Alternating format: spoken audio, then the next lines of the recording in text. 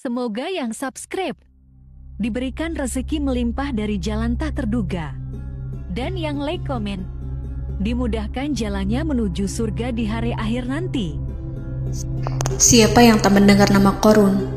Dia adalah seorang sosok kaya raya di zaman Nabi Musa yang namanya melegenda hingga sekarang. Kisahnya diabadikan dalam Al-Quran, bahkan menjadi peribahasa atau ungkapan di masyarakat guna menggambarkan seseorang yang mirip dengan tabiatnya atau menisbatkan harta yang ditemukan terpendam dalam tanah sebagai harta Qorun. Qorun adalah miliarder kaya raya yang hidup sejaman dengan Nabi Musa.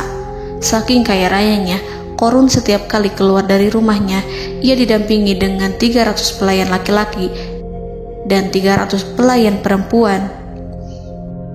Qorun juga dikawal oleh 4.000 pengawal yang diiringi 4.000 binatang ternak ditambah 60 ekor unta yang khusus membawa kunci-kunci gudang penyimpanan harta kekayaannya itu. Itu dilakukan semata-mata sebagai bentuk kesombongan bahwa dialah manusia paling kaya, paling terhormat, dan memiliki pengikut setia. Ia merasa lebih mulia dibandingkan Nabi Musa alaihissalam. Orang-orang tentu saja akan penasaran seberapa banyak harta kekayaan Qorun jika pengawal dan pembawa kunci gudang kekayaannya sebanyak itu. Lalu berapa banyakkah harta yang dimiliki Qorun yang disimpan di dalam gudangnya tersebut? Sebelum saya melanjutkan, dimohon untuk menonton video ini sampai selesai supaya tidak ada kesalahpahaman dalam memahami isi cerita, serta mohon bantu channel ini semakin berkembang dengan cara tekan subscribe dan silakan tinggalkan like serta komen positifnya. Semoga dukungan pemirsa Risalah Kehidupan bernilai pahala dan menjadi wasilah dimudahkannya segala urusan pemirsa sekalian. Pemirsa Risalah Kehidupan, di zaman sekarang banyak orang yang mengistilahkan rezeki yang tak terduga dengan istilah harta Qorun. Lalu dari manakah sumber harta kekayaan Qorun yang sangat luar biasa itu? Serta di manakah Qorun dan hartanya ditenggelamkan? Siapakah Qorun dan bagaimana kisahnya dengan Nabi Musa? Qorun merupakan kaum Nabi Musa alaihissalam. Disebutkan oleh Ibnu Juraij, nama lengkap Qorun adalah Qorun ibnu Yashar, ibnu Qahis, ibnu Lawi, ibnu Ya'qub. Ia merupakan putra paman atau sepupu Nabi Musa alaihissalam. Pasalnya, Nabi Musa alaihissalam sendiri adalah putra Imran, sedangkan Imran adalah putra Qahis. Dengan kata lain, Qorun masih satu kakek dengan Nabi Musa alaihissalam, yakni kakek Qahis. Ia adalah umat Nabi Musa yang taat. Tidak hanya memiliki banyak harta, Qorun juga termasuk orang yang cerdas dan berilmu. Ia menguasai ilmu duniawi dan ilmu ukhrawi, dan tercatat bahwa Qorun adalah ahli di bidang kimia. Dirinya tercatat sebagai ahli kitab Taurat setelah Nabi Musa. Kepandaian Qorun dalam ilmu agama membuat dirinya sering disebut dengan ilmu nawir, atau orang yang memberi cahaya dan penerangan. Suaranya terkenal merdu dalam membaca kitab Taurat. Selain itu, Qorun juga lihai dalam berbisnis. Ia mengetahui trik investasi yang menguntungkan, serta jalur perdagangan internasional yang strategis di zamannya. Kekayaan Qorun begitu banyak, sebagaimana tercatat dalam surat Al-Qasas ayat 76. Sesungguhnya Qorun termasuk kaum Musa, tetapi dia berlaku aniaya terhadap mereka. Kami menganugerahkan kepadanya perbendaharaan harta yang kunci-kuncinya sungguh berat dipikul oleh sejumlah orang-orang yang kuat. Dalam riwayat Kaisamah disebutkan, kunci gudang kekayaan Qorun dibutuhkan 60 bigol atau sejenis kuda kecil. Ukuran kuncinya sebesar jari, bahannya terbuat dari kulit, dan setiap kunci digunakan untuk satu gudang. Maka keluarlah Qorun kepada kaumnya dalam kemegahannya. Para ulama tafsir menjelaskan Qarun keluar dengan mewah diiringi dengan 300 gadis berbaju merah dan 4.000 kendaraan kuda. Tak heran, iring-iringan Qarun itu mengundang decak kagum mereka yang gandrung terhadap harta kekayaan. Sebagaimana yang terekam dalam ayat Al-Quran, moga-moga kiranya kita mempunyai seperti apa yang telah diberikan kepada Qarun. Sesungguhnya ia benar-benar mempunyai keberuntungan yang besar. Quran Surat Al-Qasas ayat 79. Namun tak sedikit kaumnya yang mengingatkan. Ingatlah ketika kaumnya berkata kepadanya, janganlah engkau terlalu bangga. Sesungguhnya Allah tidak menyukai orang-orang yang terlalu membanggakan diri atau farihin.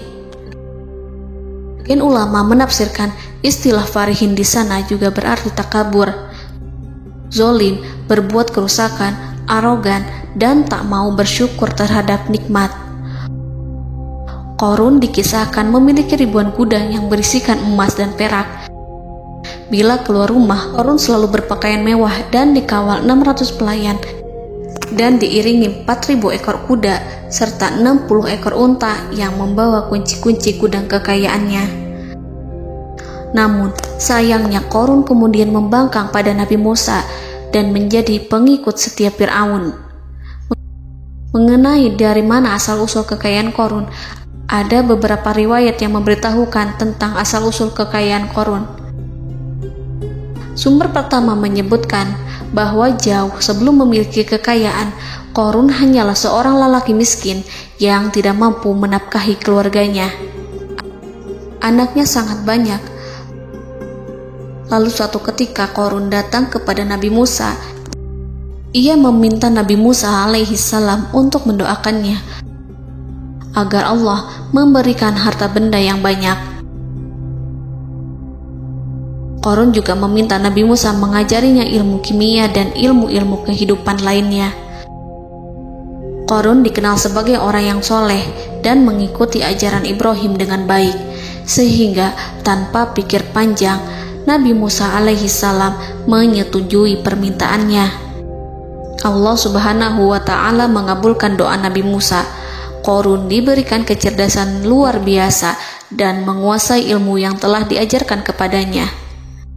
Qarun menguasai teori dan praktik pembuatan emas permata dan beragam perhiasan mewah lainnya. Ia juga pakar dalam ilmu arsitektur, rancangan bangunan, penataan kota, dan lain sebagainya. Tidak lama setelah itu, hidupnya berubah. Qarun pun hidup dengan bergelimbang harta. Ribuan gudang yang dimilikinya penuh dengan emas dan perak. Namun, sayangnya, keberuntungan yang didapatkannya membuatnya gelap mata. Qarun mulai hidup dengan penuh pamer, keangkuhan, dan penuh kesombongan. Kekayaan yang diberikan Allah Subhanahu wa ta'ala membuatnya lupa dengan Sang Maha Pemberi. Qarun merasa lebih terhormat dan mulia dibandingkan Nabi Musa. Ia pun akhirnya membelot dan durhaka pada Musa. Ia mengingkari janji-janjinya dulu dan beralih menjadi pengikut Fir'aun yang setia. Loyalitas Qarun terhadap Fir'aun membuatnya diangkat menjadi kepala mandor yang membawahi ribuan pekerja. Dikisahkan bahwa Qarun bersikap semena-mena terhadap para pekerja. Ia tega memotong upah mereka. Ia melakukan korupsi demi membangun istana dan kemegahannya sendiri, dan untuk membangun gudang-gudang penyimpanan harta yang telah ia kumpulkan jauh-jauh hari. Ketika datang perintah zakat, Nabi Musa alaihi salam pergi menemui Qarun dan memerintahnya mengeluarkan zakat sebesar 1 dinar dari setiap 1.000 dinar hartanya, 1 dirham dari setiap 1.000 dirham, 1 kambing dari setiap 1.000 kambing, dan seterusnya. Setelah Qarun menghitung seluruh hartanya, ternyata jumlah zakatnya sangat besar. Kekikirannya pun mulai menghalangi hatinya untuk mengeluarkan zakat. Qarun enggan membayar zakat ketika Nabi Musa alaihissalam menagih zakat yang diperintahkan oleh Allah untuk ditunaikan olehnya. Ketika Qarun dimintai zakat, ia langsung marah dan tidak memberikan sedikit pun kekayaannya. Dia berpikir bahwa harta kekayaan yang dimilikinya didapat dari hasil kerja dan usahanya, dan tidak ada kaitannya dengan siapapun, termasuk Allah Subhanahu wa Ta'ala. Janji Qarun untuk lebih taat beribadah dan membantu sesama jika diberi kekayaan oleh Allah dilupakannya. Dia mempergunakan kekayaannya tersebut dalam kesesatan, kezoliman, dan permusuhan, sehingga membuatnya menjadi sombong dan terlena. Orang-orang beriman pada masa itu sering menasihati Qarun untuk bersyukur atas nikmat yang telah Allah berikan. Tetapi dia tidak mengindahkan nasihat tersebut. Dari sikapnya tersebut sudah jelas bahwa Qarun tidak membutuhkan nasihat kebenaran, bahkan merasa tidak takut dengan ancaman Allah. Sebab Qarun merasa sudah memiliki segalanya. Qarun merasa dirinya hebat dan pintar serta punya banyak pengikut setia, punya banyak pengawal dan merasa aman karena dekat dengan Raja Fir'aun. Qarun berkata, "Sesungguhnya aku mendapatkan harta ini karena ilmu yang ada padaku." Qarun sangat sombong. Ia merasa hartanya didapatkannya sendiri tanpa campur tangan dan kehendak Zat yang Maha Kaya, yakni Allah Subhanahu wa Ta'ala. Apakah Qarun lupa ataukah ia tidak tahu bahwa Allah telah membinasakan orang-orang sombong sebelumnya, yang bahkan lebih kuat darinya, yang lebih kaya darinya, yang lebih banyak pengawalannya, lebih kokoh dan tak terkalahkan dibanding dirinya? Karena terdorong sifat kikir dan angkuh, maka Qarun membuat rencana untuk melakukan tipu daya agar dia terlepas dari kewajiban membayar zakat. Dia ingin menjatuhkan nama baik dan citra baik Nabi Musa. Kemudian dia mengumpulkan tokoh-tokoh konglomerat Bani Israel. Ia berkata kepada mereka, "Wahai saudara-saudaraku, terhadap apa yang diperintahkan Musa untuk membayar zakat, apakah kalian akan mematuhinya? Sekarang dia hendak mengambil harta yang ada di tangan kalian, maka pikirkanlah suatu cara untuk menghindari perintahnya." Para pembesar-pembesar yang dipanggil kemudian menjawab, "Wahai paduka Qarun, engkau lebih besar daripada kami. Kami akan melakukan apapun yang kau inginkan." Qarun berkata, "Datangkanlah kepadaku wanita cantik. Aku akan memberinya hadiah besar jika ia berhasil menggoda dan memfitnah Musa." Ketika wanita cantik yang diinginkannya datang, Qarun memberikan kepadanya uang muka sebagai jaminan. Ia akan membayarkan seluruh yang dijanjikannya ketika berhasil menjalankan misinya. Bukan hanya itu, Qarun pun berjanji akan menjadikan wanita ini sebagai istrinya. Keesokan harinya, Qarun mengumpulkan Bani Israel. Setelah itu, Qarun menghadap kepada Nabi Musa seraya berkata, "Orang-orang menanti kedatangan Anda, sampaikanlah saran dan nasihat kepada mereka." Nabi Musa kemudian keluar dari rumahnya. Ia mulai menyampaikan nasihat pada umatnya. Di antara nasihatnya, beliau berkata, "Barang siapa yang mencuri, aku akan memotong tangannya. Barang siapa yang memfitnah, aku akan mencambuknya sebanyak 70 kali. Barang siapa yang tidak mempunyai istri dan dia berbuat zina, maka aku akan mencambuknya sebanyak 70 kali. Adapun barang siapa yang memiliki istri dan ia berbuat zina, aku akan rajam dia sampai mati." Qarun kemudian berkata, "Apakah ini juga berlaku untuk Anda jika Anda sendiri yang berbuat zina? Apakah Anda akan menerima hukumannya?" Kemudian Nabi Musa menjawab, "Ya, meskipun saya sendiri yang melakukannya." Maka kemudian Qarun memanggil wanita yang telah dibayarnya. Wanita itu berdiri di depan Nabi Musa dan Bani Israel yang telah berkumpul, mengaku sedang hamil karena berhubungan badan dengan Nabi Musa. Maka marahlah Nabi Musa atas fitnah kejam yang diarahkan kepadanya. Kemudian Nabi Musa melakukan sholat 2 rakaat, lalu mendatangi wanita itu dan menyumpahnya agar mengatakan siapa yang menyuruhnya. Wanita itu menjadi ketakutan. Ia bergemetar di depan Nabi Musa dan mengaku bahwa yang menyuruhnya adalah Qarun. Lalu wanita itu bertaubat dan meminta maaf kepada Nabi Musa. Seketika Nabi Musa bersujud seraya berdoa kepada Allah agar menimpakan azab kepada Qarun. Allah memberi wahyu kepada Musa bahwa bumi telah dijadikan tunduk kepada perintah Nabi Musa. Kemudian Nabi Musa berkata kepada bumi, "Wahai bumi, telanlah Qarun beserta kekayaannya, habiskanlah semua." Kala itu Allah menurunkan wahyu kepada Musa alaihissalam untuk memerintah bumi apapun yang diinginkannya.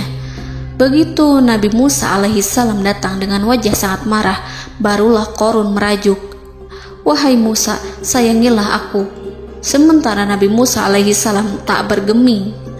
Beliau lantas berkata pada bumi, "Wahai bumi, ambillah mereka." Seketika rumah Qarun mulai bergetar. Qarun dan antek-anteknya mulai dibenamkan hingga bagian lututnya.